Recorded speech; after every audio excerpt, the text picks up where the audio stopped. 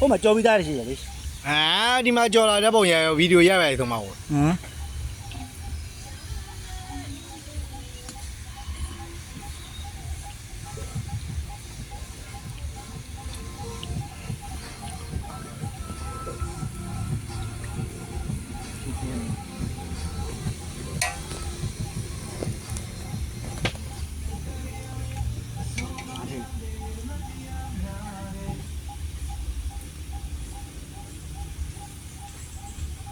ဘယ်ရောတကြားလားဩ ဟိုကကြာဟိုနေ့ဆူဒီရတယ်လေ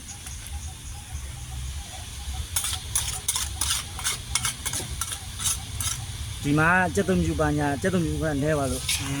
စက်သုံးမြူပါညာထက်ပြီးတော့မှမလဲ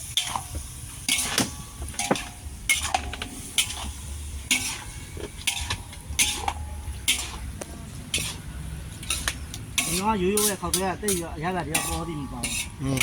ဟိုနေ့သူကအချင်းရည်နဲ့ဆက်ပြီးတော့စားရတာ